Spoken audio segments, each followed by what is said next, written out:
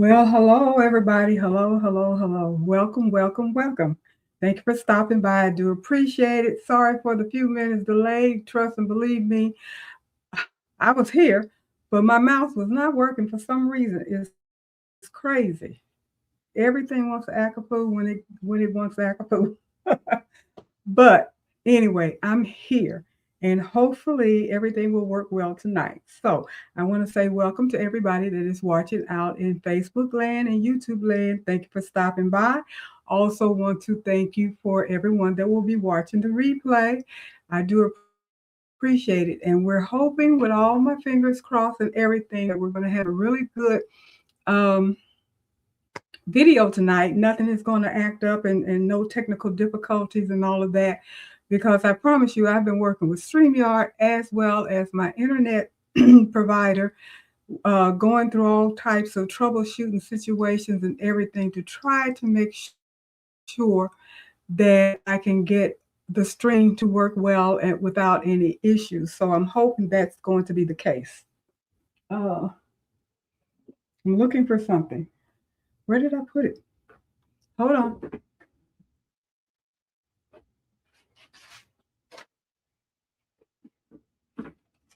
Sorry about that. I thought I had it near and it wasn't near. But anyway, as I was saying, I'm hoping everything is going to work well tonight. So let's keep our fingers crossed that that is the case because, like I said, I've been working with StreamYard, which is the platform that I'm trying to get back into because I like it better than the other one as far as some of the usability of it.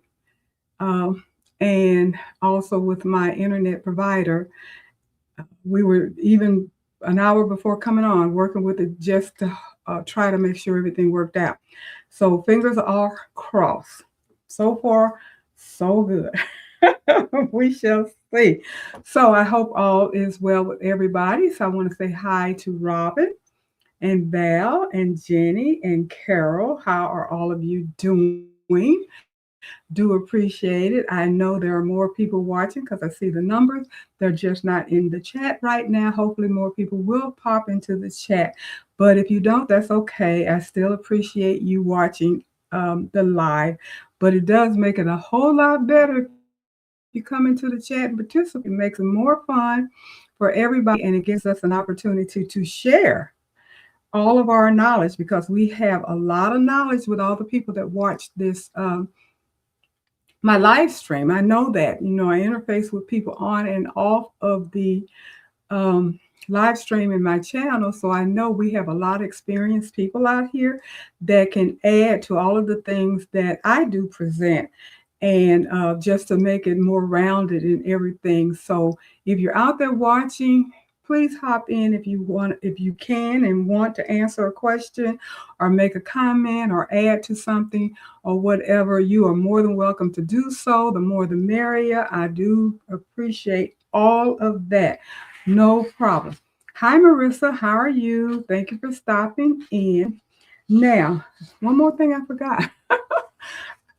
Like I said, anyway, working with the tech people and all that kind of stuff, I got kind of off kilter a little bit. I had everything I thought in place, but I didn't. But what I forgot to put on the announcement that I put out on Facebook and YouTube every week is the fact that we are going to do our reveal tonight for the Social Society crew. We are going to do our reveal. We were working on pillows, and I do know there are a few of us that are, hope some of us already here, and others will pop in soon, I hope, and we will be showing our pillows. And I forgot to bring mine out. I'll get it in a little bit when we get ready to do the reveal, but I got my pillow done as well. Hi, Marina. How are you? Thank you for stopping by. Do appreciate it. So, what we're going to do tonight is talk about some things that I wish I had known to start. It's not about what you should buy, what you should stitch, none of those kinds of things. It's basically what we should stop doing or what I should stop doing and what I wish I hadn't done when I started, or wish some of the things I wish I had done when I first started. And I'm pretty sure there's a lot of you guys that can relate to that, because I know we have people that are watching and will watch the recorded version that are relatively new to embroidery. I'm always on Facebook, I'm always on YouTube, and I look at a few other platforms, not as much as I do YouTube and Facebook. And I always see people that are asking questions about various things such as stabilizers and needles and types of threads and prices and all of those kinds of things. So I know there are people out there still learning about embroidery and getting new into the game. This week, believe it or not, I spent a lot of time looking at sewing and embroidery machines, mainly because some things popped up on the internet, and I was like, "Oh, okay, we got some new machines out here I hadn't heard about. Let me do some research." So I started watching what people are recommending to use for 2026. And I thought it was really, really interesting to see people are getting more and more into embroidery, it seems, and definitely into quilting. But I did notice people, now see, I don't know if you guys saw that, but I did. It definitely blanked out and came back in, and I have no idea why that happened. It doesn't make any sense. I don't see anything saying my internet is not stable. I don't see anything like that, but we shall see. We shall see how this goes. But anyway, what I was saying is that people are getting into buying or looking at lesser priced um, machines out there. And it got curious. And I'm bringing this up simply before I get into what we're actually going to be talking about tonight. But I brought it up simply because I don't know how many of you, or if any of you, got a survey. Those of you that definitely have brother machines, did any of you get a survey today or yesterday about, for the Brothers Company? I did, and I know my girlfriend did, and I don't know who else, but it was interesting to see that they're out reaching out to their customers to try to get an idea. And I think they do that maybe once a year. I don't know. I do know that okay, Marina, you said you got a survey. And I was just getting ready to say, you got a survey last year, or year before last, if I remember correctly, that you had mentioned you had gotten a survey. So maybe they reach out to some of the same people, or definitely people that have registered their machines. And I don't know if they reach out to everybody that has a machine or not, but I filled mine out. And they said, be honest. And I had to be honest about it. I was honest. Now, the one thing that they asked on the thing was whether or not, you had to put down what machines you had, combo machine, I think it was one was a combo machine, embroidery machine, or any other product like a scan and cut and whatever, whatever. And I put down what I have. And they wanted to know what you bought most recently, which unfortunately for the survey for me, my most recent purchase was my scan and cut. But I was more interested in talking about my multi-needle machine. And I think most of the answers that I put on there pertained to my multi-needle machine, because I did mention to them, and I don't know if you guys did as well. I hope so, because I know verbally we've talked about it. I did mention that the new 10 needle machine that came out was sort of a disappointment. We were excited about the new machine coming out. I know I was, and I was hoping and looking forward to some significant changes that did not occur. And I did put that on my survey, and I also put on my survey what I wish had occurred and what I think would be they could do better with. So have not go ahead out and be as honest as possible, because they're not going to ever change and do anything that may make their machines better if we aren't honest and give them the feedback that they need, and hopefully they'll take heed to it. So I see Marina, you got it. Jenny, you got one, and who else? Carol, you said did the breath survey come through email?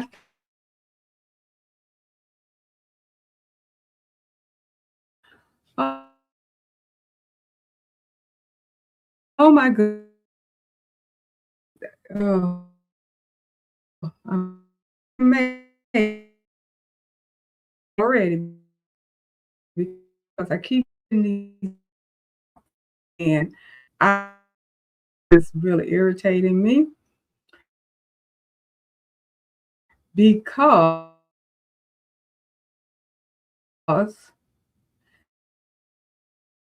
that makes me feel like I'm going to have a feed night. And that should not be the case because night, and it doesn't seem to be working that way. So if we do have a bad connection tonight and I end up having to get off, I'm going to apologize up front, and I will be switching away from StreamYard completely forever. I came back with the hopes, but I didn't have this same problem with Restream, which is what I had, but I have it with StreamYard, and StreamYard is determined to say it's not them. But anyway, I digress. So Miss Social 33777. How are you? Thank you for stopping by. You said you did not get one, and who else said they didn't get one? And Carol said, that's why I know we love and appreciate you and what you do. I do appreciate that, but I am frustrated about this channel not working like it's supposed to. And Marina, you were saying that's what you were saying. Hi Sean, how are you? Thank you for stopping by. Um, Marie, you said you let Birdie team know you were disappointed as well with I Need to Launch. Perfect, good. I think that they're pretty much disappointed as well to a degree because I went to a Brother Diller shop for over the Christmas holiday when I was in Florida, and they did not even mention that machine to me, not at all. It was sitting up there bright, and that they never said a word. They started talking about the Avenir, but they never said one word about that new machine, which I was kind of surprised. I went and said it myself just to kind of look at it visually, up close and personal. I already had read about it, but I was kind of surprised that the salesperson didn't say one word. I did tell her through the conversation that I had the 10 needle 1055X. And even with that being said, she still never said one word about upgrading to the new one or, what the differences were, or none of that. So I thought that was pretty interesting. And hi, Pearl, how are you? And you said I probably have one, but the 20,000 emails, I haven't thought about going through them. Oh, well, I try to keep my emails down. So I managed to find, I can't get it with all those emails. Hi, Betty, how are you? And Marina, you said because the new machine is actually just the old machine with the matrix feature. Yes, that and a puff font. And I even told him, I said, we didn't need the puff font. We can get the puff font anywhere. Most of us already have a puff font. So putting the puff font on the machine definitely was not something that was going to get us to buy the machine. Come on now. That was kind of ridiculous to me, I thought. Because they advertised it. The only reason I brought that up, because they did advertise the fact that they had added a puff font. And I'm like, whoopie-doo. I got several puff fonts. And they cost way less than a whole new machine. But anyway, that's me digressing on that. So if you are a brother machine owner and you registered your machines, you may or may not get a survey. But like I said, if you do get a survey, just be honest about it. If you love everything, that's fine. If you got a few um, concerns, then be sure that you put that on there, because I definitely did. And I also have to say that I told them that I thought that they're a little bit excessive compared to what else we can get now, and that they needed to catch up with technology, what was going on out here, because they have some really decent machines out here that are a lot less expensive. They may not have all the same bells and whistles that our machine, like my design center, that a lot of us don't use. I rather have the Mighty Hoop recognition on there and a bigger hoop size and more needles versus my design center. That's just my little thing, and I put that on there. But anyway, let's move on. So Daniel, who else popped that I had not spoken to? I think I've spoken to everybody so I have done. So now I'm going to go ahead and get to what tonight's talk is about. And like I mentioned, there are 7 things that I feel that I would have done differently had I when I first started embroidering. And I'm going to go through it. Of course, I did do some research with AI and all of that. I do that. Did you guys see my little cartoon? I forgot to bring that up. If you look here at the top, and it's on my Facebook um, profile as well. I did that. Me and AI did that. And if you saw the thing that I put out with the little cartoon with me in the jean jacket and stuff, I used GP Chat. What is it? Chat GPT to do that. And several of you guys, Robin, I know you did, and I don't know who else is on here that has, but several people that come into the chat and everything put theirs out as well. And it's a lot of fun, and it is so super easy to do. But it was really a lot of fun. One night last week, this week, over the weekend, whenever it was. Anyway, me and my kids, we shared a little chat thing, and my youngest son brought it up. He put his little design out there, and everybody was like, "Oh wow, that's cute! How you do that?" And he said, "Okay, go to Chat GPT and blah blah blah." And so all of us were kind of competing against each other. We kept putting up little cartoons. Want to put up one, we'll put up one, we'll put up one. We just kept doing it over and over again. So I got a bunch of cute little cartoons of my kids and me and my granddaughter and my grandson and all that kind of stuff on my chat um, thread that we have. So try it. It's a lot of fun. You'll like it. You will like it. It is so simple to do as well. Um, and Rebecca McKenzie, how are you? You were saying you have a Racoma 10 and 15 needle machine, and you just got the Brother PE 901 needle, having fun with that one needle. Yeah, my first embroidery machine was the Brother SE 1900, and it's a really good machine. It's just like the 900. The only difference is it is a combo sewing and embroidery machine, and they're really good machines. I love my Brother machine. I really just wish that they would just give us some more stuff. That's all, because the competition is out there.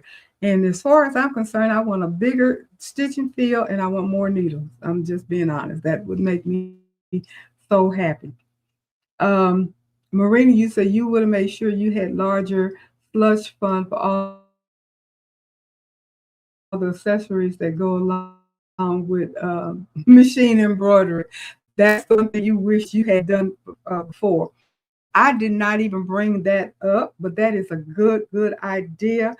So I'm going to make that at the top before I get to what I was going to say.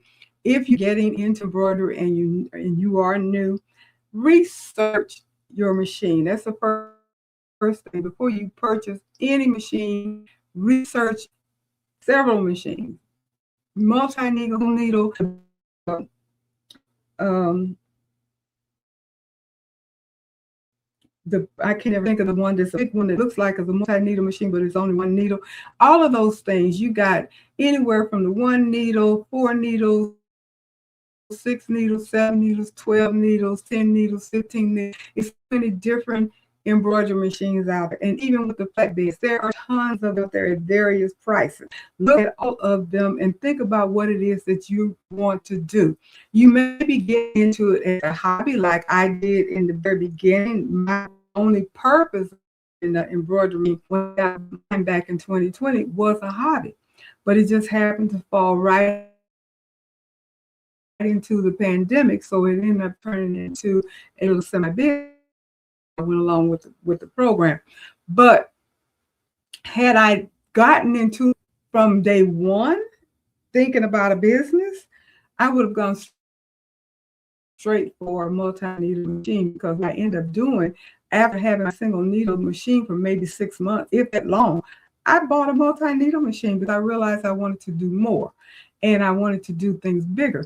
And had I done proper research and been a little bit more patient, I'm not 100% sure I would have gotten a brother. And the only reason I'm saying that because I did research the brother and I loved all the bells and whistles.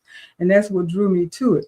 But I think I would have gone straight to a bigger machine um, that had a bigger stitch feel and more needles because even getting my machine, and I've had it since 2020 or 2021, I've always wished I had a bigger machine. That's all. Um, Marita said you should print those pictures out and frame and hang them in the craft room. You mean my little cartoons and stuff? I might even do that because they are cute. And you said you could even print the pictures on printable fabric and put wall hangers with everyone's picture on it. You know what that's a good idea. That's a good idea. That's an excellent idea because that would be super super fun. Thanks for that idea. So Marina said slush funds for getting all of the things that you need to go along with your embroidery machine, which would be your thread, your needles, various types of needles, your various types of stabilizer. And I'm going to talk about stabilizer in a minute. Your fabrics. I'm going to talk about that in a minute. Your hoops cost a lot of money depending upon what kind of hoops you want. Even if you don't get magnetic hoops, you end up having to get some more hoops than what you have. A lot of people end up getting the repositional hoops to go so they can make things bigger if they only have a 4x4 or 5x7.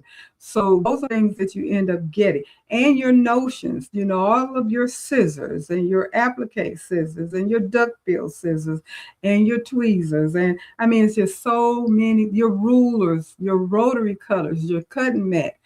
I can go on and on and on, as we all know, and we're constantly adding to it. So your pocketbook gets quite thin at some point when you get into embroidery, whether you're doing it as a hobby or a business. And if you decide to move into the business, it gets even more expensive, as we know. So know what it is that you're stepping into. So that gets me to some of the specifics. And the first thing is to learn about fabric and not just the design, but the fabrics. Because if you don't know what design or what fabric works well with what design, then you may end up having a lot of problems and not be successful. And you may even decide to quit. Because I have to tell you, I think I mentioned it a long time before. I was advised to practice on towels because they're recyclable, basically was the rationale. If you get a bunch of cheap towels, then you can practice stitching on them. Doesn't matter whether you mess them up because you can always use towels as dust cloths and what have you. So it's not like you're wasting money. And that's exactly what I did. However, I was not told how difficult it is to hoop towel. It's hard with your regular plastic hoops. At least it was for me. And it was so uncomfortable and difficult for me to hoop towels because I do have arthritic hands. I almost quit. I almost gave it up because it almost had me in tears. I was so frustrated because it would take me such a long time to get it hooped. Now, what was I doing wrong? I don't know, but I could not get tiles hooped, especially if it was a nice tile that had some fluff to it. Now, the little cheaper ones that you got out the dollar store or something like that, they weren't that bad. But that's how I discovered magnetic hoops for a single needle machine that you can get off of Amazon, even before Dime came out with their hoops for a single needle machine. Dime has some really nice hoops. I have never used one because I use my mighty hoops on my big machine 99% of the time. And I bought the ones off of Amazon for my single needle machine that use the individual magnets that you put around the hoop, which worked perfectly fine for me. It's like floating, except for the fact that you do have the magnets holding the fabric down. And then that just made me feel so much better about embroidery, and it made me stick with it. And so therefore, I learned more about it. But still pretending to be machine problem. So you need to know what kind of fabric. Cotton forgives and knits betray. What does that mean? Cotton is easier to stitch on than knits. Knits are stretchy. And if you don't know that, then you can end up with distortions and off registry and all kinds of issues with how your design is going to come out. And if you're new, you may think it's something, I did something wrong. And the only thing that you did wrong is you didn't hoop it correctly and you didn't know how to stabilize it correctly because you didn't understand the fabric. Tiles, according to this, tiles are not beginner projects. So I started off with tiles. Now they're telling me they're not beginner project. And I learned that because it's a certain thing. The easiest way to do a tile if you're not using a magnetic hoop is float. And if you don't really know how to do embroidery very well, you're going to be extremely uncomfortable with trying to float something. You got to understand what it is you're doing. You're taught how to hook, you're taught to get it taut, you're taught to listen for the drum sound. All of those things is what I was taught when I was learning, or at least what I learned through listening to other people and looking at videos and even reading books about embroidery. So I wasn't getting that. You're not going to get a lot of that if you're floating tiles, but that's the first thing you do. Only way you're really going to be that successful with embroidering on tiles if you're not using a magnetic hoop. Now, that's just me saying that. Now, some people may have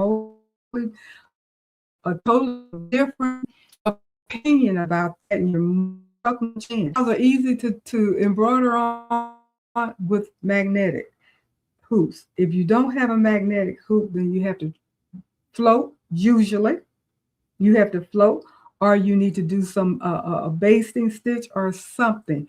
And then, of course, we all know that you either do knockdown stitches, and if you don't have the software that does knockdown stitches, then the other alternative that you have would be using water soluble stabilizer. And I do both. I don't always do knockdown on my tiles, and I don't always do water soluble stabilizer on my tiles. It just depends on the design. If you're doing those beautiful embossed designs that you get from Embroidery Library, they have a whole library of them, then you use it does incorporate knockdown in their design, but I also still do the water soluble, and they come out really, really pretty that way. So anyway, fabric that stretches versus stitch density. So again, if you have a very thin, delicate fabric, then you have to be careful with the thread weight as well as the density of the design. So again, you need to know your fabric first. I did not know all of those things when I first started. I didn't know that. You stick the thing in the machine and let it go and hope for the best. But that's all part of learning about it. And a beautiful design can fail miserably on the wrong blank. And I'm pretty sure we all have gone through that. Like I have on a t-shirt. Now this is rhinestone. So I didn't stitch on it. I did the rhinestone with it. But um, I have a lot of t-shirts that I have embroidered on. I know a lot of people don't like embroidering on t-shirts. They're more comfortable embroidering on sweats, shirts, and hoodies, which I do that as well. But I do embroider on a lot of t-shirts, and you can do that. And I use cutaway poly mesh because I don't like that thickness. Now, I used to use regular cutaway stabilizer. And I never will forget the time I made these two shirts for a doctor that I was working with for her cute little girls. And I'm thinking I'm going to get me a business started and I'm going to give her these shirts and she's going to love them. And everybody that sees them are going to love them. And they're going to want me to do shirts and stuff for their kids and all that kind of stuff. And that was about the dumbest thing I could have ever done because I used the regular, it probably was even heavyweight cutaway stabilizer, and you literally could see the square. You literally could see the square where I had to stabilize in it. And to this day, that's an embarrassment to me now. But I did know, I had got my machine and I'd go. I think I know it all, which happens a lot. I'm following the rules from what I was told. If you wear it, don't tear it. You got to use cutaway stabilizer. Didn't really say what kind of cutaway stabilizer, but over time, I learned because I realized I don't like this breastplate up here. I got to find something that's going to look better. And even if they said you need to leave a fourth of an inch all the way around your design. Now, I don't know if you guys go by that, but I've read that a quarter of an inch all the way around your design when you're cutting your stabilizer away from it so it has something to hold on to. I know some people, and I've even bought items out the store that were embroidered professionally or mass produced or however, and you can barely see where the stabilizer is cut. I mean, it is right up to the thread. Now, does it look good? Yeah, but is it going to hold? I don't know. And I know some people that just do the square around and they don't go into the indentation of the design and all of that. What do you do? I do both. It depends upon what the item is and whether or not it's going to show through. And for me, I try to use my no-show poly mesh as much as possible because I wanted to do exactly what the stabilizer says, and that's no-show. And it does really well. So I don't have an issue stitching on t-shirts. However, the important thing is the design. What design do I choose for my t-shirts? Now, they're not always sketch designs where you have very little thread because those are not my favorite designs, to be honest about it. But they stitch really well on t-shirts. You just have to make sure that the design is not too dense. That's the most important thing. It's stabilized well and not too dense. And it is hooped correctly. And as we all know, when you stabilize something, when you hoop it, you don't pull on your blank. Because once it's stitched and everything and you unhoop it, it's going to shrink in. You're going to get your puckering and all of that kind of stuff. So you don't tug on. You have to stabilize it as flat as possible. You may be able to adjust the stabilizer underneath it, but the blank on top as itself, don't adjust that, pull on it and tighten it and all that kind of stuff to make it taut and all of that, because you're just messing it up. And trust me, I had to learn that. I had to learn that. It wasn't something that I knew right away. So I wish I had known that before. Um, so for you, what fabric gives you the most trouble? Towels, knits, fleece, something else? For me, I would say satin, silk type stuff. I do not like stitching on satin. I have learned to do a whole lot better by doing it more often, but it is not my favorite fabric to stitch on. I tell you, it can be very, very tricky. It is a technique with that as well. Um, what I have found that worked for me last time I did it, I used fusible poly mesh, and I also did a binding stitch around, and that worked for me. And Jenny, you say you don't touch satin either.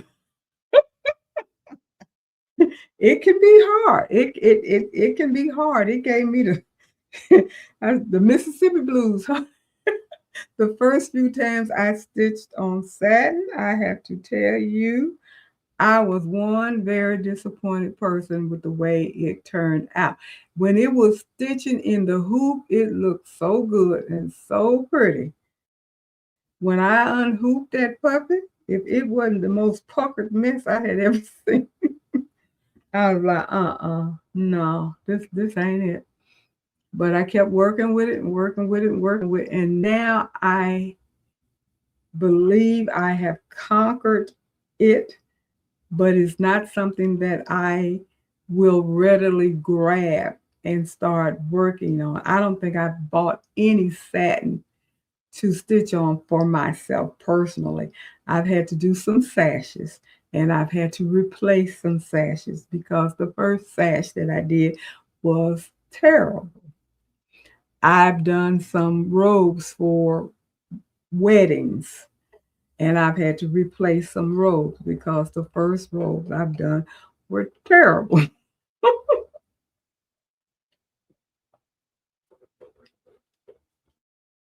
But like I said, I got better. Practice makes perfect. But knowing your fabric, again, is extremely important. Carol, you said you totally forgot about the dime. Did it come up? I'm gonna leave that alone because I know this crazy thing. You totally forgot about the dime magnetic hoops. You got Brother 1055 and a couple of mighty hoops and totally forgot about it. Well, the dime magnetic hoops. Now I don't know if they have any for the multi-needle machine. To be perfectly honest about it, they may. You guys chime in because I don't have any dime hoops. I know people that have dime hoops that they're using for their single needle machine. But I'm trying to remember. I think they may have some for the multi-needle machines. I don't know. But you guys can let me know. Tell me because I have to be honest about it. I don't remember whether they do or not. I do know for a fact they have them for the single needle machines. I've not bought any. Um, I think does brother has some magnetic hoops for the single needle machines too, not for the SC 1900, but for some of their more expensive machines. They have some magnetic hoops for the single needle machine as well as the multi needle machine. I do have a magnetic brother hoop for my 10 needle machine, but it is the what they call it, the sash machine, the sash hoop. It's like what is it? It's like 12 by 13, 11, 10 by 13, 8 by 13, something like that. And it has the multiple magnets that you put on, and to you use it where you can do edge to edge quilting and all of that kind of stuff with it. And I have that. Matter of fact, I even have a video on it. So I have that. That's the only magnetic hoop that I have from Brother. All the rest of the magnetic hoops I have are Mighty hoops. Um, so number two, what would I stop doing? And we talked about this the last time I was on, and that's stop buying designs without a purpose. I started off, and I still do, and I know I need to stop, and I'm going to stop. I've got a lot better. Honestly, I've got a whole lot better. But I started off buying designs simply because they were cute. No purpose at all. Oh, these are cute. These are cute. These are cute. These are cute. Now, I started off right away making masks because I got my SE 1900 right at the beginning of COVID. I think I bought my machine a week or two before they shut down. And I was an essential worker in a hospital. So I had to go to work and we had to wear masks. And they weren't giving us those N95 masks. And I did not trust the little masks that they were giving. And those were the only, and I didn't trust those little accordion masks that a lot of people were making. I kept reading and looking at posts and what people were saying, and it really wasn't even something that the CDC recommended, but that's all that was available. Because if you guys remember, masks were scarce. That's why people got into the mask making business. Masks were scarce, and people were making masks for even the medical field. Matter of fact, most of the orders that I got when I was doing it was for not hospitals. I never did one for a hospital, but I did it for doctors' offices, even some lawyer offices. So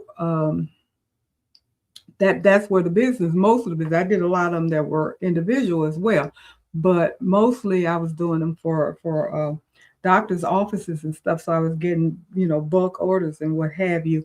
And I was personalizing because I started off making them personalizing masks for myself, only because I didn't trust what they were giving us to wear. And I believe it was done from Creative Applique that had a very informative tutorial. I believe it was her. And she was telling you how to make a mask that was almost as safe as wearing an N95. And she had all these different layers that were you put together in order to make the mask, and it was going to keep the virus out. And that's how I started making my mask. My mask had like 4 layers, I believe, at least 4 layers. And but the top layer was what I embroidered on. So that's where the holes were. The rest of it was not embroidered on. I attached that afterwards and just sewed the mask together and stuff. And that's how I made mine. So when people started ordering it, I was buying cute little designs off of Etsy mostly to put on the mask. People would pretty much order, I want this, I want this figure, and I want that figure, and I want this design, and I want this saying, and I want that, so forth and so on, because everybody was wearing, because I was wearing personalized masks, and that's how I got started. People started seeing my mask with the personalization on it. I'd have cute little designs and all kinds of stuff on my mask, and people would say, "Oh, that's so cute. I want one. What can you put on mine? Can you do this? Can you do that?" So forth and so on. And that's how it all got started. So I'm just buying designs just like left and right, trying to please my customers, and also because they were cute, and I was putting them on my mask. Then I started, practicing and branching out, and I was doing towels, and I was doing shirts and different things like that, and just, learning more and more and more what I can actually embroider on. And all of that was being done on my single needle machine. So needless to say, I was just buying designs They're cute, I bought them. They're cute, I bought them. You know, it didn't matter. And that kind of became a habit because I still do that. They're cute, I buy them. Now, do I use all 50 million zillion designs that I have? No. Half of them I can't even remember what I got. And yes, I am working on the organizing. It ain't quick and easy because I got so many of them. But yeah, that was a huge mistake because had I bought my designs with a purpose, I wouldn't have so many of them and they would be more organized. Because I started off, believe it or not, organizing my designs. I created a notebook. I printed out the color charts. I had all of that stuff. I started off working on it correctly. And I just got overwhelmed because I kept buying more and more and more and more. And it just got to the point where you just buy them and use them and keep going. But, you know, buying designs feel productive until you never stitch them, which is true.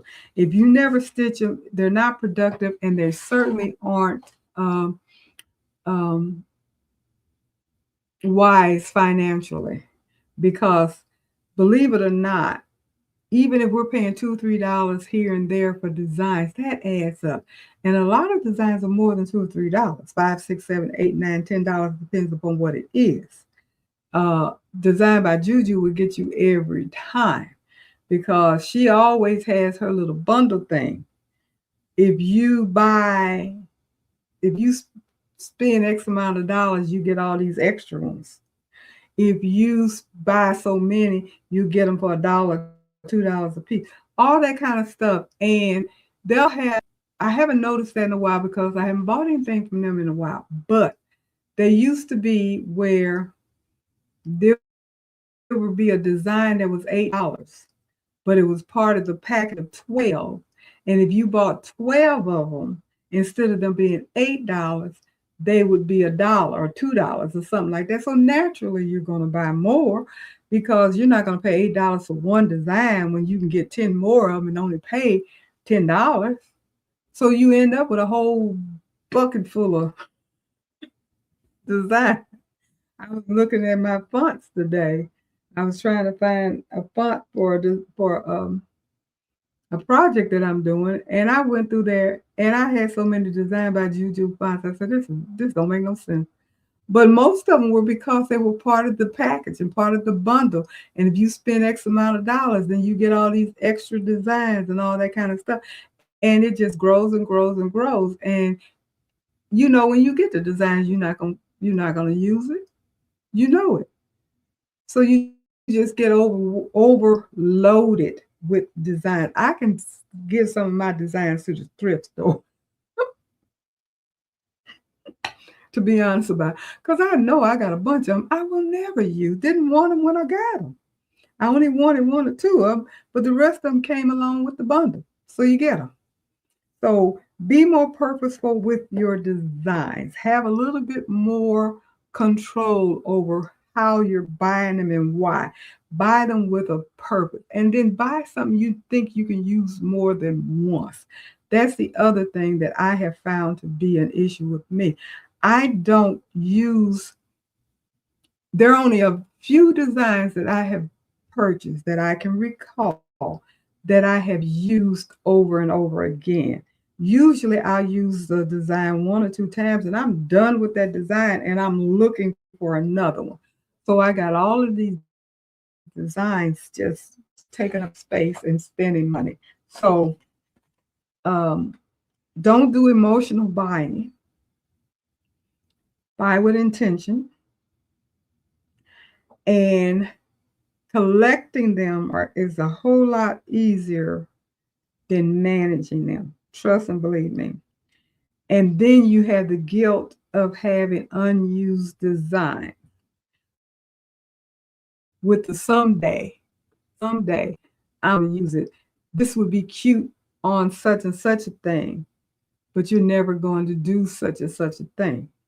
When my great granddaughter was in the womb about to be born, I went GG crazy because I have 5 grandsons and no granddaughter is going to be a baby girl. I bought every little baby girl type looking design and all the quilts and the pillows and the stuffies and the onesies and the this and the that and all of that kind of stuff. And I put something on every doggone piece that I purchased. That baby has more embroidered items than any one child needed. Now that was when she was a baby. She's 3, so she's still a baby to me, but she's a toddler. She's outgrown all of those things. She still can use her quilts if mama does let her use them. But I know I made at least 10 of them, at least, of those heirloom quilts. And I made her at least 2 quilts. And I see so many more that I want to make. I just won't because I don't even know if she's still using the one she has. But what am I going to do with all those baby designs that I bought? And a lot of them I never got around to using. I used a lot of them, true enough. But I bought so many of them because why? They were cute. They were cute. They were cute. I'm not going to use, ain't no more babies in my family. I don't even think anybody in my family trying to have no more babies. So I don't see babies coming around, and I don't really market to making baby things. Maybe I should. That's a thought. I may even think about doing that. But because I definitely have a lot of baby designs. But that was emotional buying. And yes, I do have the guilt now of unused designs. And I always say, I even went out and bought a bunch of cute little um, juvenile fleece. I have so many fat quarters and 2 yards of fleece with teddy bears and rabbits and chicks and you name it, pretty little flower, every little thing that you would make for a baby. And I don't know what I'm gonna do with it. I can make some beautiful quilts, but I don't want to make any juvenile baby quilts. I want grown folk stuff now. So, that emotional shopping is interesting. And Miss Social for design easier than clothes. That's true. It's right there in front of this few real expensive designs. You got a whole cart full of designs, but you only spent 20, maybe $30 max on designs versus going out buying shoes and clothes and dresses and purses and spending hundreds of dollars. So yeah, I can see it is fun. And especially if you're doing it with somebody else, because trust me, my girlfriend was expecting her. No, she had a niece or somebody that was expecting a kid at the same time. So we're baby shopping designs at the same time. So that made it even worse. Um, Pearl, you said you tend to buy mostly statement designs that you can use on multiple items. That's a good idea. That is a good idea. And Carol said, but there is a joy in finding just the right design in your stash for that oddball in the order. That is true. That is true when you have something. And that's what I'm trying to do now is go back through my stash of what I already have and say, oh, this is cool. Maybe I'll use this.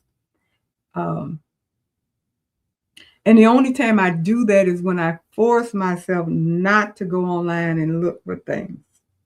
Because if I go online and look for something, I'm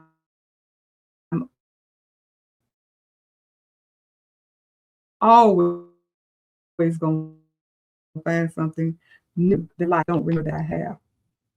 Signs too. And Miss Social, you said you slowed down on buying designs. You don't think you use more than 50% of what you bought, so you really have tightened up. And I agree. I don't even think I've used 50% of them. And Marissa used to say I would work 12 hours a day and make masks until 2 a.m. I did that for months. I have stayed, I was working full time doing the mask thing. And I had orders so big. I only had the one little single needle machine. And I was silly.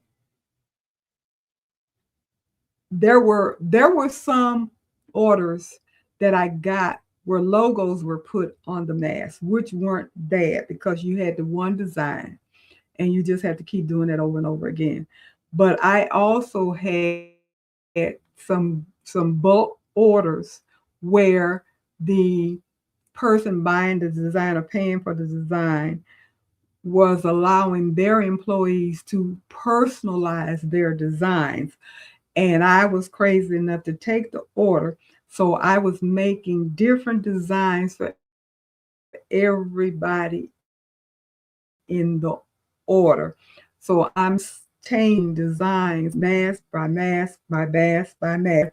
And keep in mind, it's just me with one little single needle machine, and I'm working full time. So yeah, but when you're new, you don't know any better. And it got to the point where I literally had to um, get my son involved and his friend at the time, where we had an assembly line where I would put the pattern down, they would cut, and it was just an assembly line. I'm sitting at the machine and I'm doing the stitching and everything. They're doing the cutting and putting it together and everything and giving it back to me, and I'm stitching it on and on and on and on and on, because there was no way in the world I was going to get that get those orders done with just me in the time frame. And I literally had to tell them when I took the order, it's going to be about 3 weeks. It's going to be about 3 weeks before I can get it to you, because I was working full time and there was no way in the world I could get all those things done in a week or a few days. Even if I only had 50 of them, it still was going to take a long time, because keep in mind I was doing the 4 layers, so all that stuff got to be cut out. And not only do I have to do the stitching on the front piece, then you got to get on the sewing machine and sew it together, because everything wasn't done in the hoop. Just the design was done in the hoop. Everything else was done on the sewing machine. So, yeah, did a lot of work. A lot of work. Made some decent money, but if I knew then what I know now, I don't know. And I did get a good price for it. I wasn't going to charge. Honestly, I wasn't going to charge for $10 a mask. And I was told by a customer, girl, please, you better charge more than that. So I did. And the people paid for them. So I made decent money. And I'm glad my customer told me that. I mean, she was a customer. She literally told me she had a business, and she literally told me, she said, "Oh, no, no, no, you got charged more than $10." I didn't know. I would have soon found out, as busy as I was, that that was a very bad price. But when she told me to charge more money, and I said, "Really, you think people pay that much?" And she said, "Yeah, they pay that much for it." So I went up in my price, and they did pay for it. So it made sense. So I was glad I did that.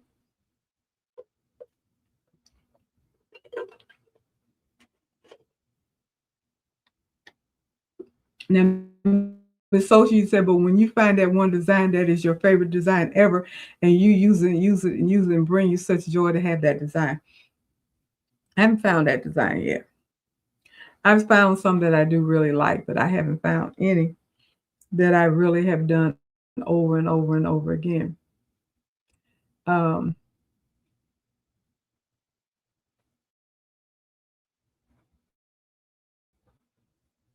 let's see. So be sure you don't do emotional shopping for your designs. Be more um, intentional with your buying. That goes back to what we were talking about last week about organizing, because it's going to help you be more organized if you're not constantly just adding to your stash. Be honest. Do not buy designs because they're cute, or only because you have um, a plan for them. Not just a plan, but you're definitely going to use it, because we can plan to use it and then buy something else and use that. Because I've done that as well. I bought two or three designs for the same project because I couldn't decide which design I really wanted to use. And I liked two or three of them. So I bought them. And then I decided which of the two or three I was going to use. So the other ones usually don't even get used because I'm doing another project. And marine, so you see, I definitely have fonts that I constantly go back to. Now that I do, I agree with that. I have some favorite fonts. I have tons of Design by Juju fonts, tons of them. But I do have some favorite fonts, and they're all not designed by Juju. I have a lot. I have several of the Stitchtopia fonts that I like, and then I have some other fonts. And Carol, you saying the personal attention for each mask was not only a money maker, but such a crazy time for all of us. But it was a labor of love and affirmation. That is true. That is true. I did, and I know one of the main reasons that I did like doing it was, one, I like making the money. That part was a lot of fun. Getting those orders was very exciting. And also knowing it was a necessity. We needed masks. And I felt like my masks were quality masks and that they were going to protect people. And that's how I promoted it. And people were very happy to have the personalized mask. I mean, I remember my husband came home with an order from some doctors where he worked, and they wanted a marine emblem on one side, and the what is it, the caduceus or whatever you call it, the snake and the thing, the doctor's emblem on the other side. And I thought that was so neat and so cool, because being in the medical field, seeing somebody walk. And then I have Marines. My sons are former Marines, so I was uh, emotionally attached to both of those designs. So I felt really, really good making those masks, and just knowing that people are working in the hospital, saving lives, and walking around with my mask on, representing the things that they loved, which also represents me. And I got some orders for some kids, and that was kind of cute and fun. I was able to do unicorns and different cutesy things and put little names on it and different rainbow colors and all of that kind of stuff. And then they were so small and everything, so they were so cute and all of that. And so I enjoyed doing that too. People were buying for their kids, they were buying for themselves, they were buying for their employees. It was an interesting time. It was really an interesting time. And of course, um, as you say, Carol, it was a money maker. Money was coming in, and that felt good too. And the materials, if you, I would go to Joanne and just buy bulk colors. I would always get, I believe, the black and the blue was my lining, because I thought about people with lipstick and whatever they may have on their mouth, and they don't want white, and then their mask gets so dingy and yucky looking so fast. So the cover that was next to the mouth usually was like a black or a blue or something dark. And then I was buying tons, which I still have some, tons of fat quarters, and I was matching the colors. Um, so depending upon who I was making it for, it would be a print on one side and a solid on the other side and all that kind of stuff. But it was just really, really cute. And I just love putting the design. I would only put one design on one side unless it was a special order where they wanted two, like the doctor did. But usually it was just one design on one side. If you wanted another side, that was extra money, as it should have been. As it should have been, because it was work. It was a lot of work. So the next one is um, understanding stabilizer logic and not just brand. Now, I have never bought stabilizer based upon the brand. Now, have I bought some branded stabilizer? Once or twice. Now, Sulky Ultra Solvy water soluble stabilizer, yes, I will do that. Sulky's Tender Touch, yes, I will do that. But the regular stabilizers, like your mid to heavyweight cutaway, your poly um, poly mesh cutaway stabilizer, the tearaway, the sticky, the water soluble, all of those I have gotten them from Amazon. Always.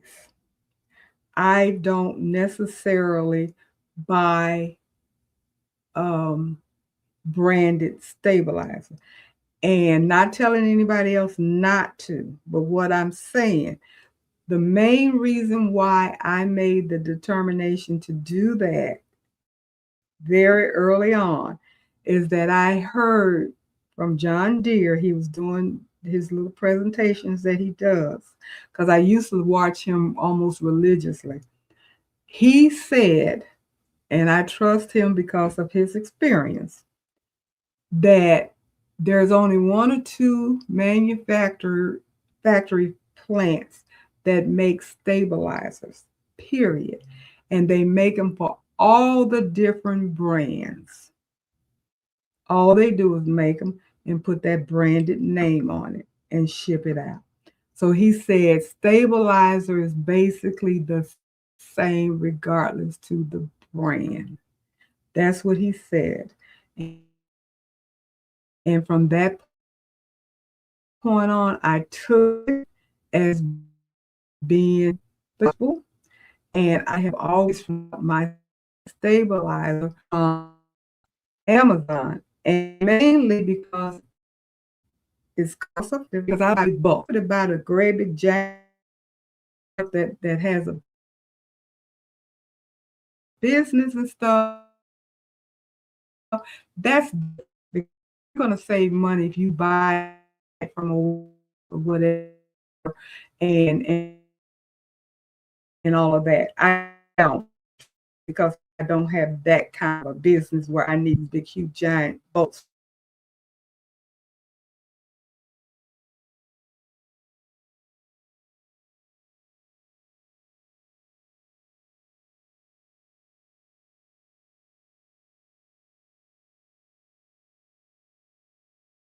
So I'm gonna have to stop moving my hands so much, because I don't know if that's causing an issue. But anyway, what I was saying, I buy my stabilizer from Amazon and it works for me. All of my stabilizers, my sticky, my no-show mesh, my water soluble, all of it. And I have not had any stitching issues. But I do buy the different kinds. I do no-show mesh, which is my number one go-to. I also do medium weight cutaway, and I do um, tearaway, water soluble, and then I have my Vilene that I use for my freestanding lace and my screen designs, anything like that. But all of those things, like I said, come from um, Amazon. Now I have some sulky that was gifted to me, and I've used it and I like it. Um, I didn't notice a difference. Honestly, I didn't notice a difference. But the most important thing is you need the variety. You need to use the correct stabilizer for the correct project. That's the most important thing. If you have the variety of stabilizers that you need, you can select the correct stabilizer to go with the design and the fabric. That's the part that's most important. And sometimes it's a trial and error. It just depends. That's why it's important to do stitch outs with your design and your fabric. Before Joanne closed, I used to try to get different, scrap whites and different fabrics that weren't too expensive just to have the stitch on. Also, the items that we mess up, I remember Eve from Baby Booty told us, do not throw away your mess ups because you can use them for your test stitch, which is true. You mess up a garment of some kind, a jacket, a sweatshirt, a t-shirt, a towel, whatever. Don't throw it away because you can use it as a sample testing out of design. Um, it gets to be a little comfort. I had so many of them, I ran out of room when I was learning how to do it. But I kept them, and you can pull them out, cut a little piece off of it, hoop it up, stitch on it. You know whether it's going to stitch well, whether or not you're using the right stabilizer, the density of the design, the thread, all of that stuff, and it just saves you from messing stuff up. And don't be so um, against doing your sample stitch outs, because especially when you're buying design off Etsy or some not familiar with their work, do your sample. It's going to save you a lot of headaches. You're going to know what it's going to look like. I did a new project today, and I want to put it on a hoodie, but I had never done this project before. Did not know how it was going to turn. I didn't really know how to do it. And I said, I'm going to put this on a t-shirt. T-shirts cost $2.99. I'm going to put this on a t-shirt and see how it turns out, what it's going to look like. And I'll show it to you in a little bit. But I did it, and it turned out really good. I said, okay, well, I can use this t-shirt to wear, but I'm still going to do it on the product I had initially planned to do it on. So I'm happy about that. But I'm glad I did the stitch out because, I don't want to mess up no hoodie. Hoodies aren't that expensive, but they ain't cheap either. And I don't want to waste that blank trying to learn how to do something. So be sure that you you do that. I saw somebody hop in here. Hearts with Shantae. How are you, girl? I don't know Shantae personally, but I have been watching her. She does have a YouTube channel. It is Stitching Hearts with Shantae, and she does a lot of tutorials and information on using embroiderings, and digitizing with embroiderings. So you guys that are interested in learning about embroiderings and digitizing, please check into Stitching Hearts with Shantae. And thank you so much for dropping in, Shantae. I do appreciate it. And I don't know if you knew, but I am very open to shouting people out when they come onto my channel, if they have a channel and everything, because there's enough room for all of us to go around, and we all have something to share. So tonight we do have Shantae on, and of course we have Sean from Go Savvy Design is on here watching as well. And if there's anybody else on here that has a channel that I'm not aware of, let me know, because I will shout you out well. And Marina, you said thank you to Shantae for answering your Etsy order question. You are getting ready to make your burp cloths and baby wipe holders tomorrow. Okay, good. So you guys know each other.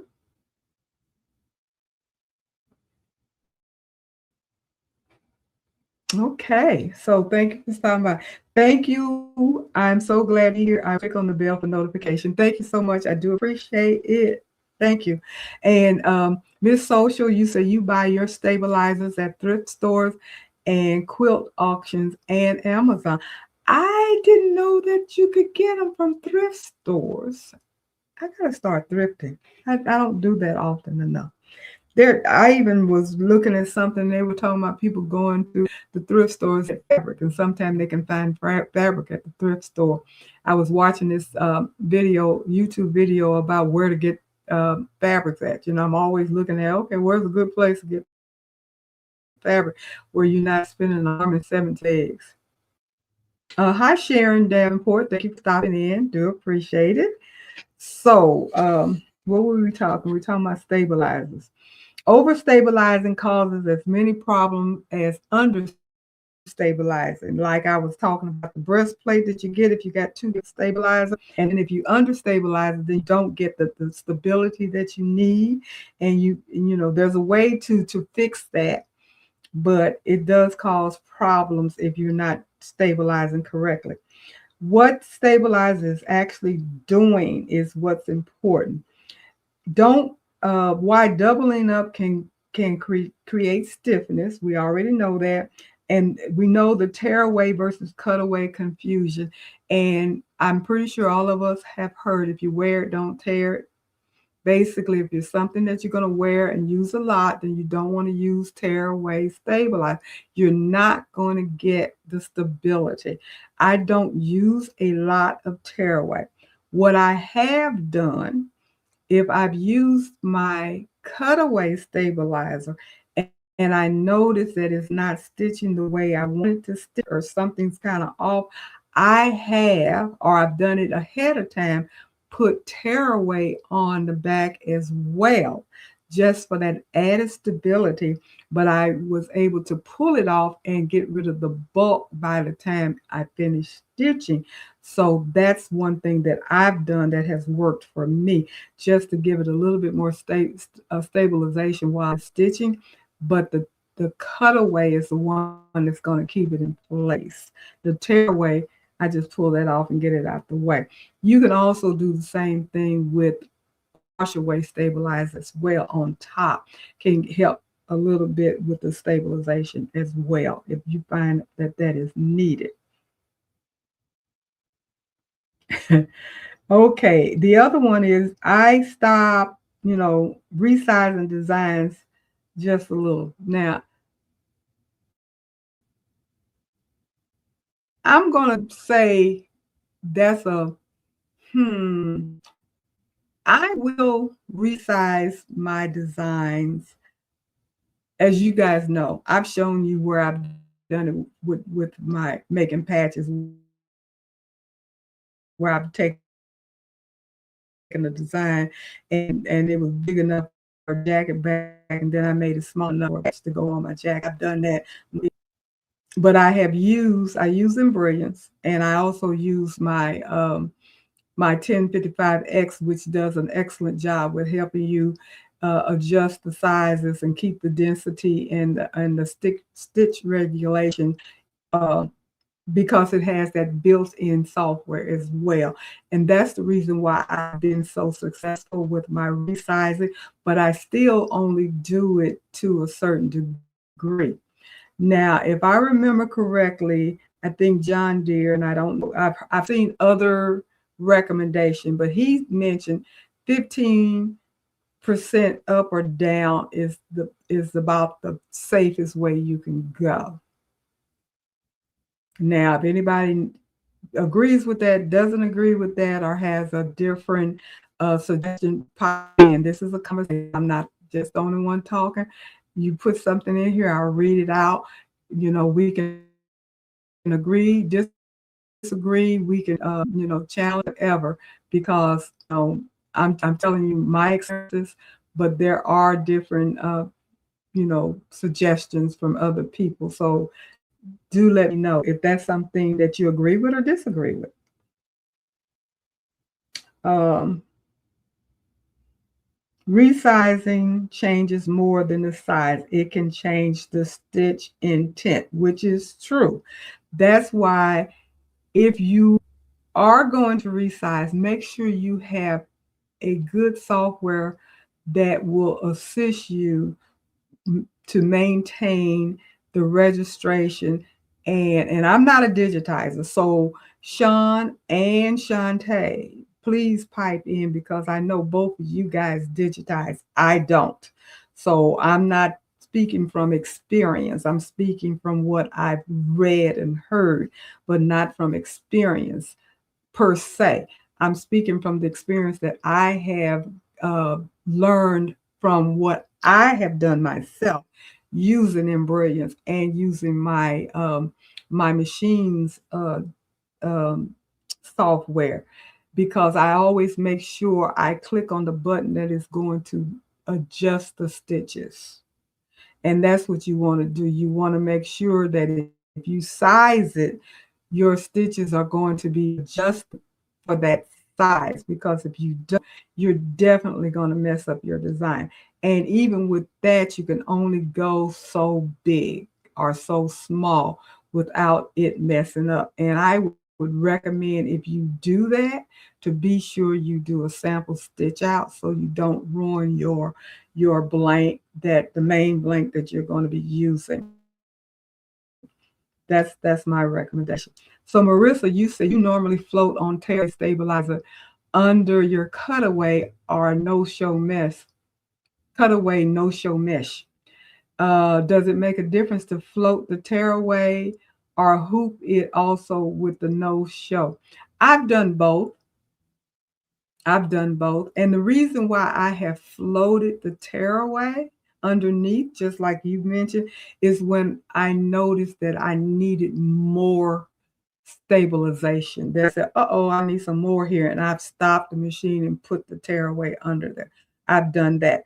If I'm stitching something and I already believe that I'm going to need some extra, and I don't want to put like two layers of the no-show mesh, or I don't want to use the regular no-show mesh, then I will hoop the no-show mesh and my tearaway together, as well as my water soluble. I've hooped that as well. So it just depends upon the project and the design, which one I will do. But I have to admit, I've done both, and I've not had issues with it. And Miss Soldier, you said you bought many rolls, new rolls at thrift store. Just got to be in the right place at the right time. Exactly. Because I know people that have gotten good thread. They've gotten patterns for those people that sew. And of course, people get machines, all kinds of good stuff. I just don't thrift. I need to. I ain't got nobody to thrift with. But yeah, yeah, you can get stuff. Thrift stores, estate sales, all of that stuff. You can get lucky on that.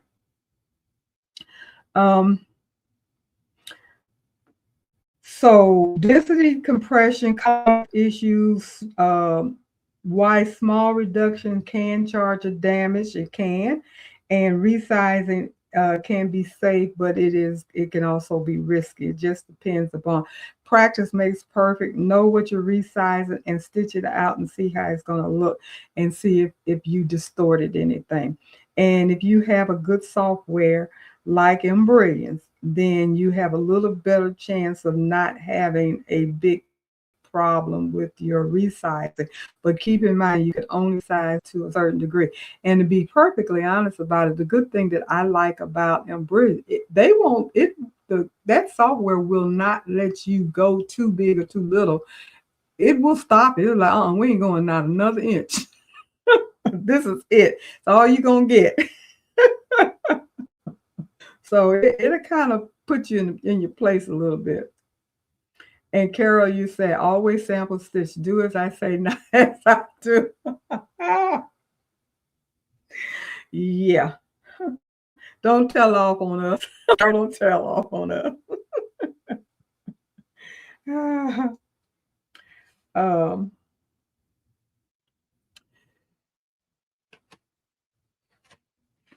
so number 5, treat mistakes as a tuition, not as failure. Now, tuition, that's paid knowledge, bought knowledge. I don't know if you've had the saying about bought sense, and that basically means you screwed up, so now you've learned. And that's how those of us that are parents and grandparents and what have you try to guide and direct our younger people. because we've already paid for our knowledge and we're trying to give them knowledge that they don't have to pay for, but they so hard-headed they don't want to listen, they want to learn on their own, let them pay for them. That's how it goes. We made a mistake in lots of stuff. If you like me, I've done a whole lot of stuff wrong. Mistake, learn. And then you try to teach your kids, grandkids, or what have you, don't do that. That's just like telling a kid not to touch the hot because the stove is hot and they want to touch it anyway. And when they do, you don't have to tell them no more because they bought that sense. They realize, oh, she said it was hot and it's hot and that hurts. Yeah. So basically, that's what they're talking about is treat mistakes as tuition, not failure. Do that no more. This don't work. So it's not the end of the world. It's not the end of the world. Every ruined blank is paid knowledge. Just make sure you remember what you did and don't do that anymore. Some people keep journals or some type of notation system where they will write down what worked. That's just like a recipe. The first time you did a recipe and you tried to doctor it up yourself and it turned out not the way you had expected it to turn out, then you know, okay, I put too much milk in, too much sugar, too much flour, not enough baking soda, whatever. But you learn from that. And you know the next time you bake that item or fix that meal or whatever, don't do that. Last time I made this, I put too much salt in here, so I'm not going to do that. I'm going to measure out my salt, or I'm going to just do a little bit at a time and taste it. Because, you know, you don't want to do that same mistake anymore. Yeah. So that's the way to look at your mess up. Now, it can be frustrating starting off new. And I looked at a video today, and Shantae may have seen it because we follow I can't think of her name, I'm sorry. But we follow this embroidery mastery, and I can't remember her name right now. I'm so sorry. So if you don't mind, Shantae, put it in there to refresh so I can mention her. But she put a video out today where she was showing people her journey basically, and she had on there where she was very, very upset and crying and everything because of her having difficulty catching on and learning how to do and move on with her business and everything. It was becoming overwhelming, but she stuck with it and she got through it, and now she's doing very, very well. She could have quit with the first mistake that she made because, you know, when you're starting off, you're going to make mistakes. I've had so many messed up tiles, it wasn't even funny. And I couldn't understand, why am I messing this up? It doesn't seem, you know, people look at you and say, well, the machine does all the work. Well, no, it doesn't. The machine is only good as the person using it. And if you're not using it correctly, got it set up correctly, it's going to mess up. But eventually, it will get better. Eventually. And you just got to keep doing it and doing it and doing it. And then it does get to the point where it gets easier and easier and easier. And then it becomes second nature to you, and you got it. I can do this. Now learn how to do something different. But that's that box. So don't be fearful, and always try to learn. Don't try for perfection. Try to do it right, but don't try for perfection, because that is going to stress you out. Because we're all perfectionists. And I know I can look at something, I can tell if something is not quite centered just by looking at it. Nobody else sees it but me. You can tell when there's one or two little stitches that not quite tight enough. Nobody sees it but me. And it just bothers you to the nth degree. a jump stitch that you just cannot cut. It is so tightly wound in there you can't cut it, and nobody is bothered by it but me. That's that perfectionist. It's not necessarily a mistake, but it's just trying to be perfect with everything. So just put so much stress on yourself basically when you're learning how to do something. Um, Number 6, learn how to price early, even if you didn't get into it to sell. Always have in the back of your mind when you're learning how to make something, do something, a new project or whatever, always have in the back of your mind, how much would I sell this for? Why? Invariably, somebody's going to see something that you've done and ask you to make them one. Or how much would you charge to make me one, or whatever.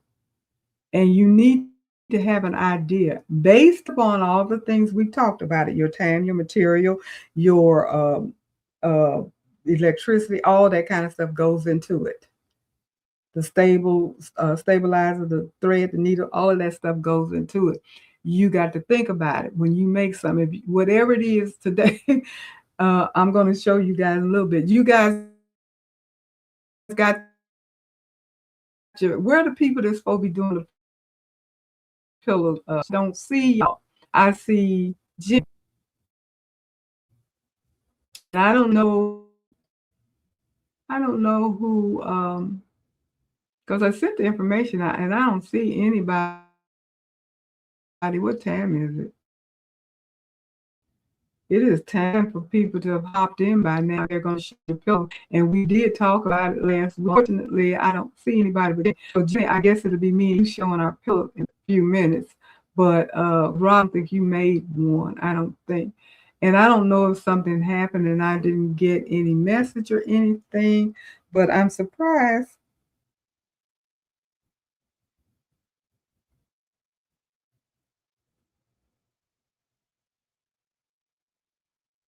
Mm, I just got a message from work. I'm like, what? But anyway, I know I sent the message out, text as well as email, and I don't see anybody else that has come in, which is unfortunate. I'm sorry. So, Jenny, it will be me and you showing our pillows tonight.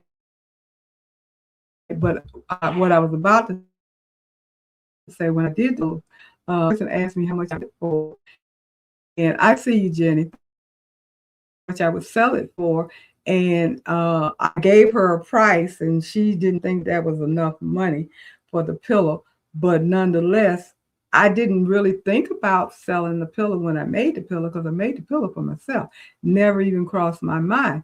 But then when I was looking at the research and everything, it said that you definitely, hi, Deborah, I see you back there too. Good. Thank you. Um, Two people have come back to stage. So only I think I was only looking for one or two more people, but that's okay. So the three of us will show our pillows. But the pillow that I made, which I'm getting ready to go get, I wasn't thinking about selling it. It was asked of me what would I sell the pillow for because she thought it was so cute. And I told her what I thought I would sell it for, and she thought it wasn't enough money. So I'm thinking, it didn't even cross my mind to even come up with a cost because I made it for myself. But as I was saying, I was doing research. It basically said whether you're planning on selling anything or not, always have pricing in your mind. That is something that I never did do before, and they're saying that I should be doing because you never know somebody's going to ask you about it. And it may be something that you just made just to make for the fun of it, whatever, and you may be able to sell it right there on the spot, but you never even thought about it, so sell for less than what you should have. So always think about price. You know, whether you do hobby pricing versus business thinking pricing, I think they should be the same because you're still using the same time, energy, and money. And you don't want to unprice things. We've talked about that. And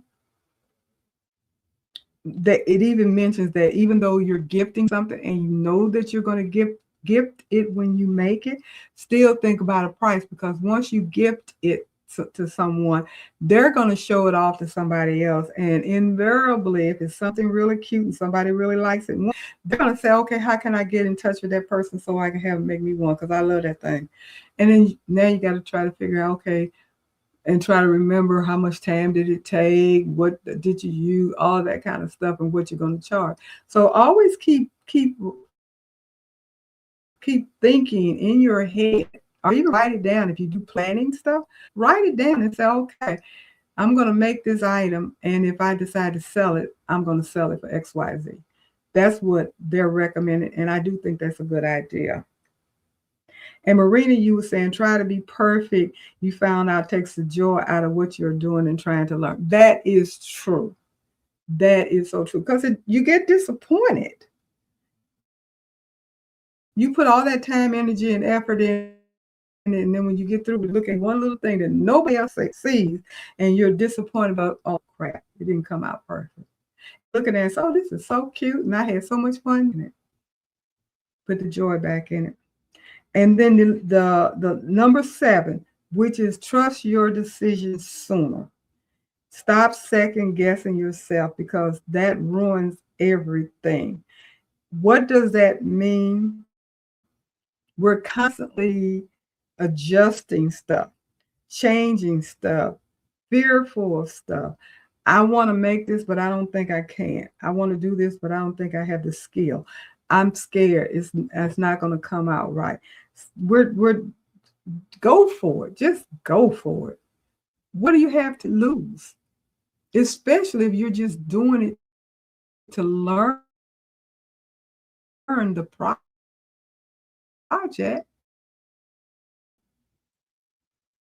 Just do it. It's fun. It comes out perfect. Good. It comes out all up. There I go waving my hand again. Then I think it's my camera just gets confused. Anyway, if I've done something and I messed it up, I definitely will make it again. I said, I'm gonna get this until I get it right. So I'll try it again. And then usually I get it right on the second time, because I know what I didn't do right first time. So that helps a whole lot. So those are the 7 things that I wanted to say. If I had known then what I would when I first started, I think my journey would have been a lot further along. I would have saved more money. I wouldn't have bought so many things I didn't need. And I think I would have had a little bit more fun, even though I've had a lot of fun anyway.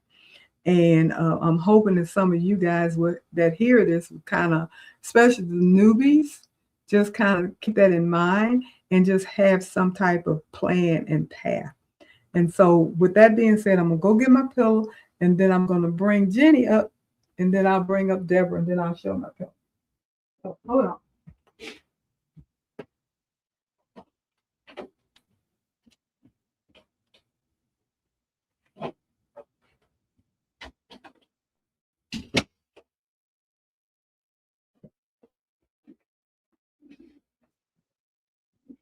I put it in the closet out the way, and I meant to bring it out before I went on air. I forgot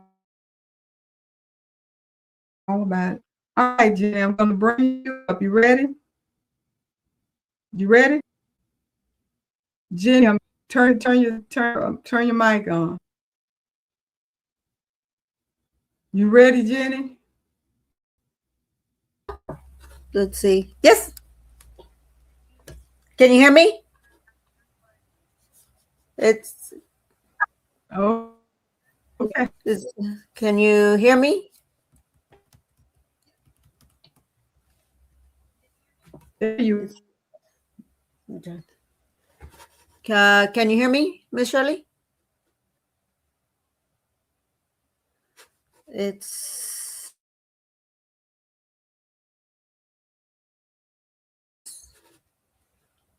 okay.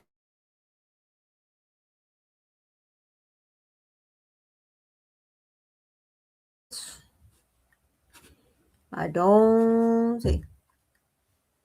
Miss Shirley, can you hear me? Can anybody hear me?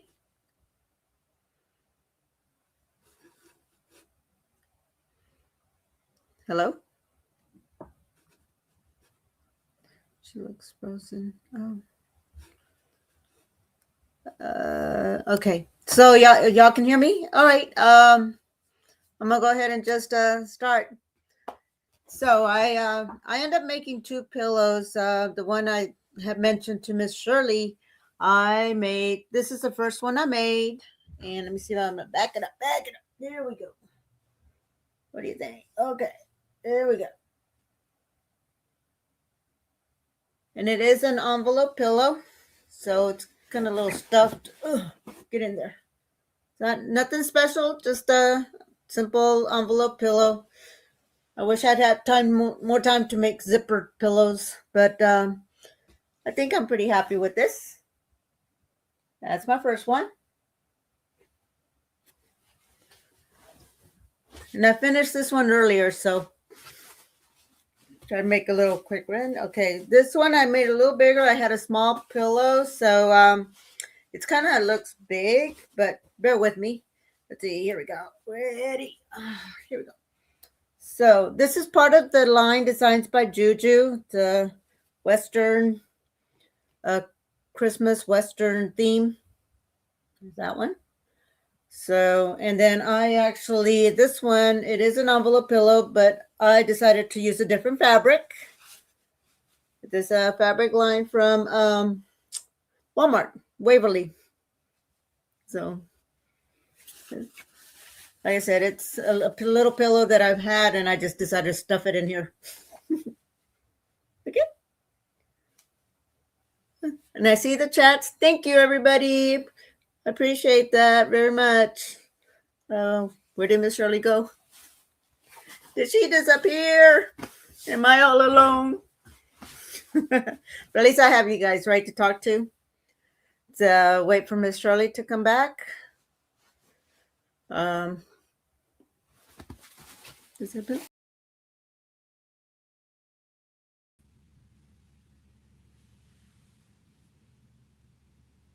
Oh, hello. All right.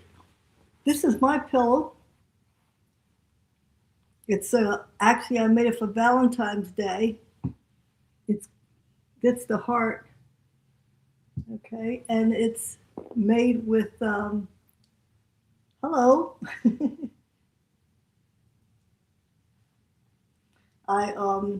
It also has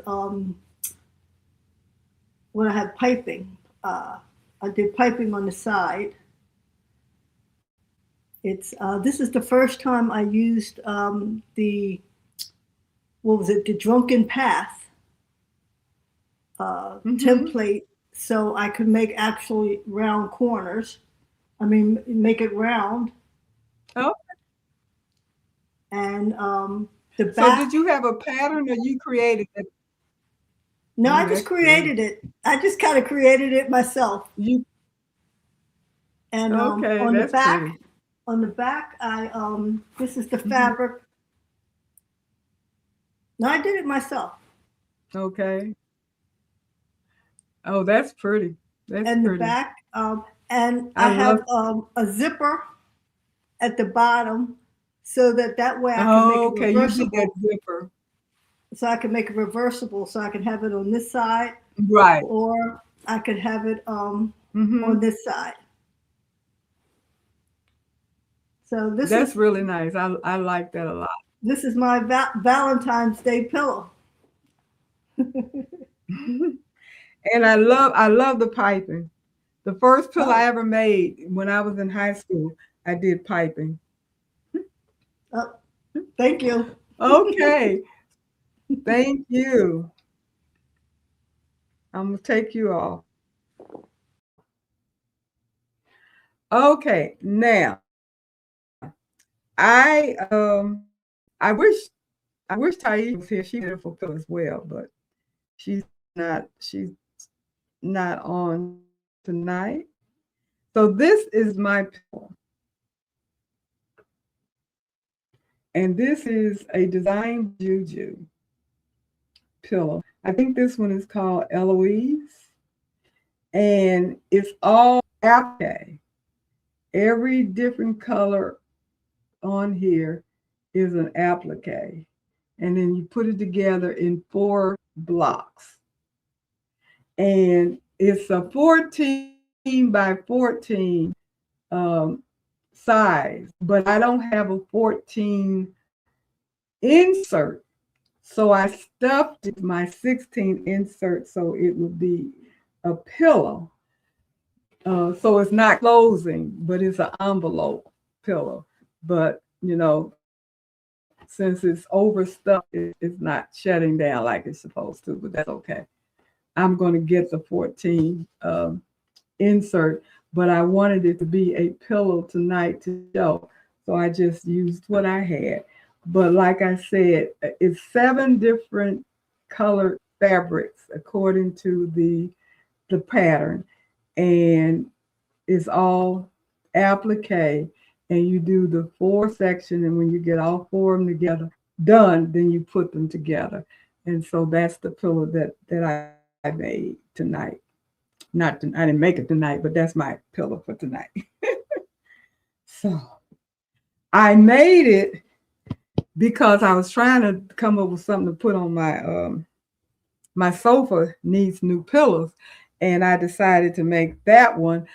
And it's not, of course, it's not hard because it's applique and all of that kind of stuff. And then you sew up, finish it up on your sewing machine and everything.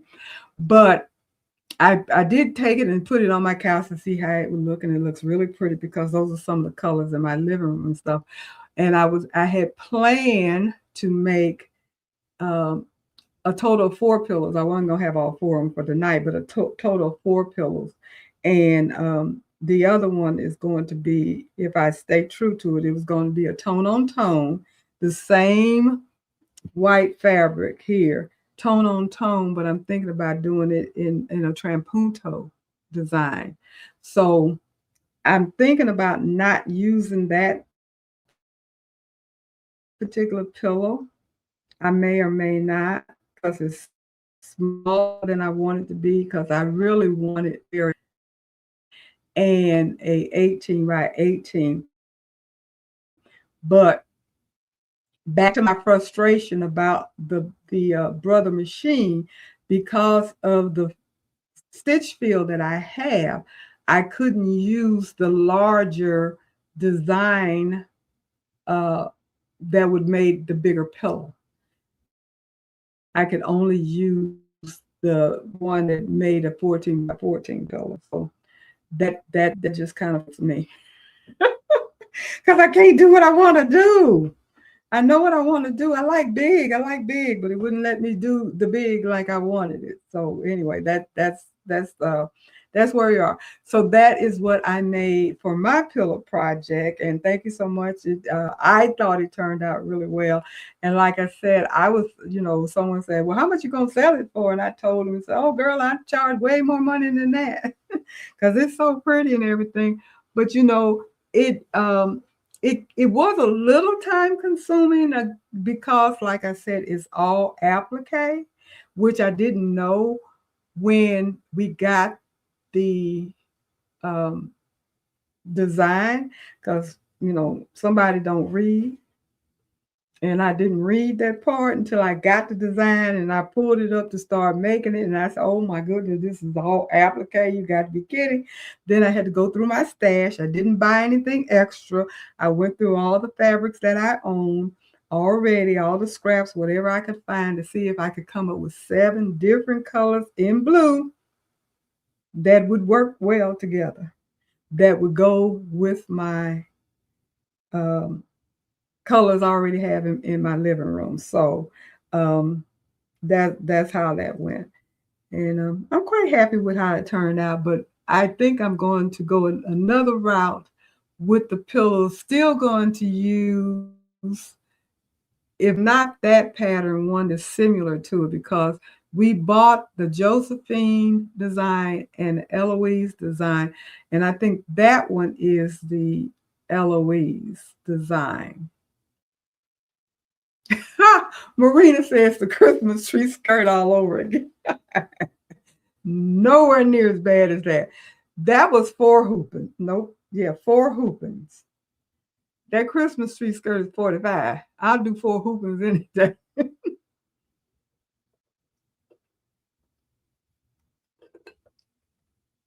But I did not realize that it was going to be seriously. I didn't realize it was going to be applique until after I got it. I tell you, that design by Juju, she be getting you.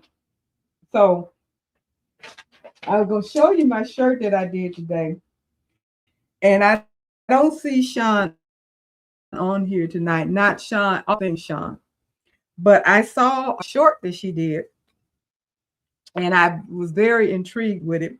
And come to find out, I had fabric, if not the same fabric, very similar to what she had.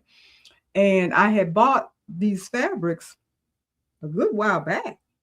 Matter of fact, I think I bought them when I was still in Florida. So it's been a minute. And didn't know what I was gonna do with it. I bought some fabric of, sequins and lace and all kinds of stuff because they were pretty. And I bought little pieces of it. And when I saw her do her project, I said, "Oh my goodness, that is so cute. I'm gonna try it." So I um I ordered a hoodie that I wanted to put this fabric on. And today I decided to do it. And then I said, well, I've never done this before. And I don't know what this is going to look like. And I don't know if I want to put it on my hoodie. But I got plenty of t-shirts that I get from Michael for $2.99. I don't mind messing one of those up in case I mess it up. So I decided to go ahead and do my sample trial on a t-shirt. It turned out really well, so I'm happy. So I'm going to show you what I did. And it's called 3D applique. So I don't know if you've done it, seen it, or whatever. Bond, do it as a short. So I'm giving her credit for it. I just kind of decided I was going to give it a try. So this is the t-shirt that I made. And I created the design, Let Life Bloom. And those are the flowers and everything is fabric. And it's 3D, as you can see, is actual flowers on the fabric. And I just stitched on top of it. And that's what I got. So that's how it would look if I had it on. And see, see the petals and everything? So they're just there. And I thought it came out really cute for spring. So that was my project that I did today. And I was quite happy with how it turned out. When I first put it on, thank you, Marina. Thank you, Jenny. Thank you, Pearl, and everybody. I a piece of Velcro would hold that back. Yes, but I'm not going to keep that insert in there, Miss Social. When I put the right size insert in there, it'll close up. It's just I have it overstuffed because it's a size 14 pillow, but I have a size 16 insert in there. That's why it's not closing up. So it'll close up when I put the right size. And if I don't find, I can just make an insert. I just didn't have time I didn't take the time to do it. I'll put it that way. I thought I had a 14. So I didn't even worry about trying to find one. And then when I went to get the insert to put in there, I looked and realized I only had 16s and 18s. I didn't have a 14. So I was like, dadgummit, I don't have one. And I actually looked on Amazon to get one and thought I ordered it, but I didn't order it. I was like, hi, girl, you looked at it and you said you were going to order it so to be here today. And when I looked, it didn't come today, and I looked at my order. I never ordered it. So that's why I didn't have the right size insert in there. But it will close up. Hi, Faker, how you doing? But back to my t-shirt. Y'all like that? I thought that was kind of cute. I got a couple more projects that I got in my head that I'm going to do. I'm doing a couple of things for Black History Month before the month's up. And but it's okay if the month runs out because I can still do it for Juneteenth. What can I say?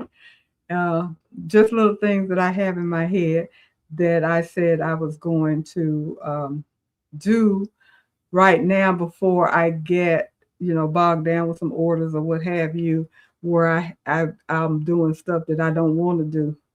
I like doing stuff that I want to do for fun more than I like doing stuff for orders, except for the fact that you make money.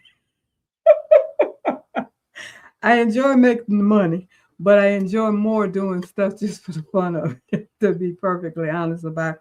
Because for me, it's just more learning. And when I first started embroidering, I said I want to learn as much as I can about embroidery, every technique, everything there is. And I think I've mentioned to you guys several times that I love that 3D look. And when I saw Sean make that hoodie with that type of fabric with 3D, I said, oh my goodness, I never thought about doing that. And I said, that's absolutely perfect. And what I did, I, of course, went into ingredients and wrote out what I want, Let Life Bloom. And the Let Life, of course, is just a script font. Don't remember what font it is. But the bloom is actually an applique. But you take I only use the tack downs, the positional stitch, just to have an idea of where I'm going to lay my fabric. And then I deleted the tack down stitch and went straight to the satin stitch. But I sorted my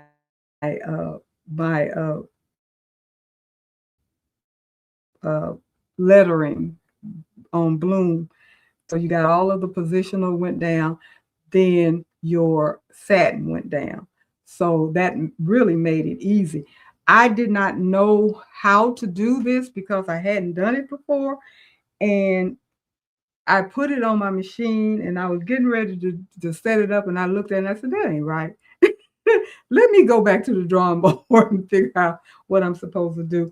And so when I went back into Embroiderings, I thought about it and I said, okay, go ahead and sort this and do this and do this and do that and it'd be right. And that's exactly what I did. And so it stitched out fine. And I also put water soluble stabilizer on top when I got ready to actually stitch on the 3D fabric, so the needle wouldn't get caught and all of that into the movement of the fabrics. And that's what I did. So that's the result, and that's how it turned out. And my hoodie that I'm going to put this on is kind of that color right there where my finger is. So that's going to be well, let's say about the color of the thread. That's going to be really cute because it's about that color. And I'll use a different, maybe this color up here, thread or something. I don't know. I'll figure that out when I get to that point. But I just thought, okay, a simple white shirt. I got plenty of them. Try it. See if I'm going to like it. See how it turned out. And go from there and see. And Miss Social, you said, wow, you are great at this. I thank you very much. I do try to try new things. That's where I am. That's one of the reasons why we do the social uh, society crew, because the whole purpose of that is trying new things we hadn't done. And even with the pillow, everybody was free to make whatever kind of pillow they wanted to make. And like Deborah, she created her design and did everything, was absolutely wonderful. And the zipper back, I was going to do that, and I looked at the tutorial from Gloria Horn, and I kind of chicken out because I knew this one would be, the envelope was quick and easy. And I said, I'm going to do the envelope this time. I even bought the zipper for it, but I chickened out. I said, I'll do that on the next one. I want to go ahead and get this one done. So I just did the envelope and went on. But I'm going to do that zipper on the next pillows that I do, Deborah. But again, the whole purpose is to learn how to do something you've never done before. That's how you grow. Just have the confidence in yourself you can do it. And if you mess it up, it ain't no big deal. No big deal. Just keep doing it until you get it right. That's how you learn. That's it. But I got all three, and Danielle, if you're still on here, I think you came on, and Shantae and Sean, single you guys out. I went on and did Stitch Artist 1, 2, and 3. So I have the whole Stitch Artist suite in my Embroiderers now. So I am going, and then I'm taking that course from Tanish. I think her name is Tanish. I think that's the name I was trying to come up with.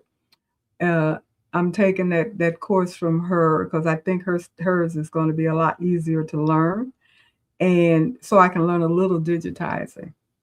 And I've been watching some of the videos and stuff. And to be perfectly honest about it, that Stitch Artist 3 makes doing your own design really easier from what I've seen. And Daniel said, let's get to learning. You got to get 3. You got 2.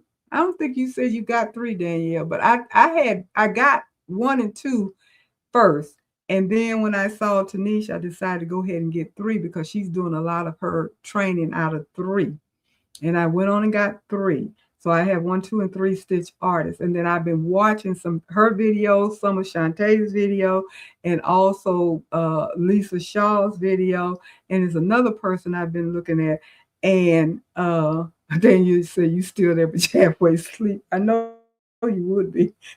But anyway, I started seeing there were some shortcuts and stuff that you can have in Stitch Artist 3 to make stuff a whole lot easier. I said, okay, this is going to work for me. I may be able to do a little bit more because I'm not trying to do any super duper complicated or all of that kind of stuff. I want to do letterings and just simple designs and stuff on my own, just kind of come up with my own creative stuff, how I want to do it. Because like even with the bloom and stuff, I just happened to have had, I knew I had a font that I could use. And so that's what I did. I knew it was an applique font, block, and all of that kind of stuff, and use it. And it would work for what I wanted to do. So I didn't have to recreate the wheel. And that's what I did. But so I'm out here. I will try something at least once. And Pearl, you and me both, Danielle. Okay, so I got to go to work tomorrow, and everybody else said they're falling asleep, and it's already after the 2-hour mark. So with that being said, we did the show and tell, and we talked all of that kind of. I just for stopping by. I'm hoping when I look at the video, it is not too bad. I do know that there were some issues, and I will be talking to my tech person because he told me to go ahead and do it tonight and see how it goes. And if it didn't work right, get back with him. And I'm thinking very, very hard that I might just not do StreamYard anymore, go back to Restream because I didn't have this kind of problem with it. But I'm almost to my 2,500. I don't know if you guys remember, but I said once I hit 2,500, I was going to do another giveaway. Now with StreamYard, they do that little where you can put the little spin to get the. They don't do that on Restream, so I got to figure out a way when we do the giveaway how to do that. If I go back to Restream, but this time I'll make a decision. But anyway, acting a fool here, And hopefully it's not too bad. I will see you guys next week if it's the Lord's will. Carol said the video was better this time than last time. Yeah, I think it was a lot better, but still had some issues. Not quite right yet. We'll get there. And I'm on for the Zoom tomorrow night, y'all. So pass the word around, and we got to decide what our next project is going to be. So put your thinking cap on. And with that being said, I'm going to say good night to everybody. Have a wonderful rest of the week. You guys take care, and I will see you at the next live stream. Take care. Bye-bye.